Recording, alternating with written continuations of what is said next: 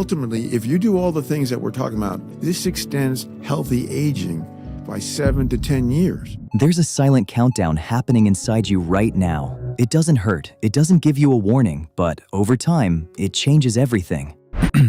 Before we get started, you need to know exactly who's behind these warnings. Because in a world full of self-proclaimed experts, Dr. Eric Topol is in a league of his own. He isn't just a cardiologist. He's the founder of the Scripps Research Translational Institute, basically the NASA of medicine, where the brightest minds in California are literally mapping the future of human health. Dr. Topol has spent his career at the absolute cutting edge of biology, but today he isn't here to talk about high-tech labs. He's here to talk about you. He's going to show us exactly how we can push the limits of our longevity, and not just how to live longer, but how to stay truly healthy while we do it. We're talking about adding years to your life, and life to your years. Most of us look in the mirror to see how we're aging. We look at wrinkles or gray hair.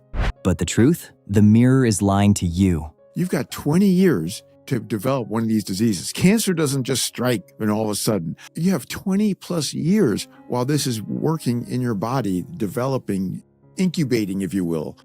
20 years. Think about that.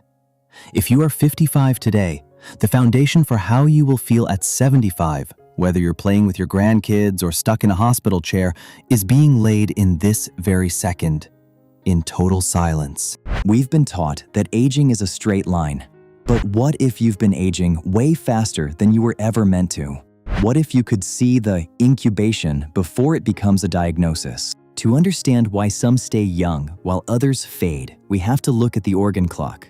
This proves you don't have one age, you have many. And only now do we have these things called organ clocks, where these proteins in our body can tell us that a particular organ is aging faster than it should. Imagine your heart is chronologically 60, but biologically, it's already pushing 80. This happens because of inflammaging. When an organ is under stress, it leaks specific proteins into your blood. Think of it like smoke coming from an engine.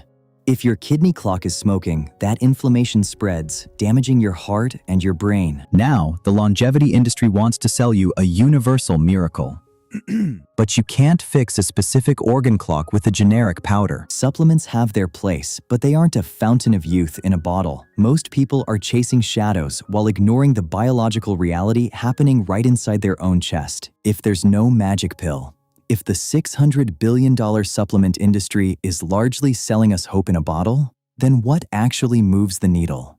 What has the power to reach inside the gears of your biological clock and physically slow down the rotation? Turns out that exercise is the only thing we know that lowers our biological age. Exercise. It sounds simple, almost too simple. But for those of us over 50, exercise is a loaded term.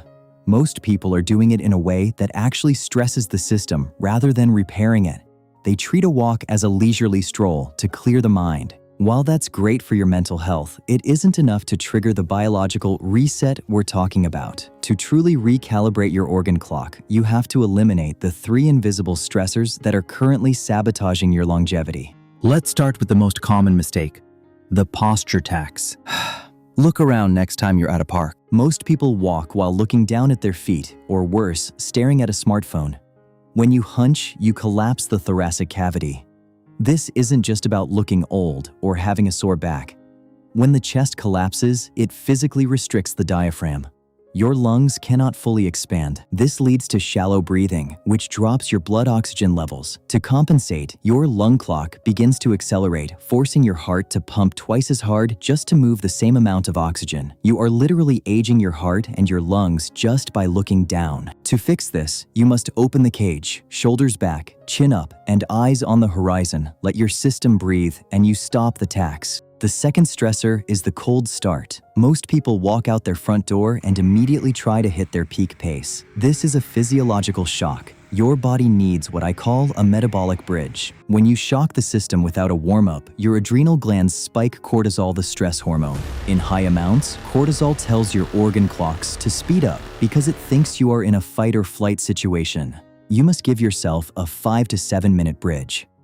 Start slow. Let the synovial fluid lubricate your joints.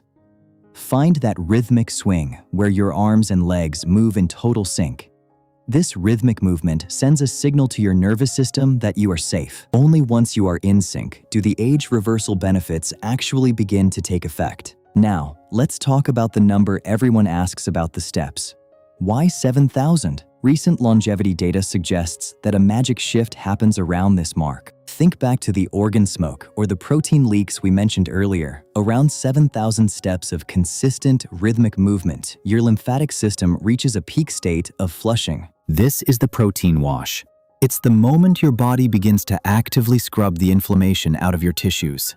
If you stop at 3,000 steps, you've only done the warm-up. You've turned on the water, but you haven't started the cleaning. To reach a 13-minute benefit, you need to push past that threshold where the body begins its internal maintenance. But movement is only half the story. There is a second mechanic, perhaps the most invisible factor in modern health: sleep. Getting enough sleep, particularly deep sleep. Sleep is so much bigger than we had thought years ago, is really important for brain health, that brain clock. Let's get technical for a moment, because this is where most people fail. While you are in deep sleep, your brain doesn't just rest. It activates the lymphatic system. Think of this as a biological pressure wash for your gray matter. During the day, your brain builds up metabolic waste, including toxic proteins like amyloid beta. If these proteins stay in the brain, they incubate, leading to the very diseases Dr. Topol warned us about. During deep sleep, your brain cells actually shrink slightly, allowing cerebrospinal fluid to rush in and flush those toxins out. If you sacrifice your sleep for productivity, or if your sleep is shallow due to blue light or late-night snacks, the pressure wash never happens. The smoke stays in your brain. You could walk 10 miles a day and eat the perfect diet, but without this nightly cleaning, you are effectively pouring gasoline on your brain's clock. It's a trade-off that feels fine at 50, but is devastating at 75. So, after everything we've discussed, we have to face the hard question: is the damage already done? If you've spent the last 20 years ignoring the ticking, is your time already up? It's never too late. You could start this at age 70, 80, and you still will benefit. No matter what age, all the data supports promotion of healthy aging. Did you hear that? It is never too late.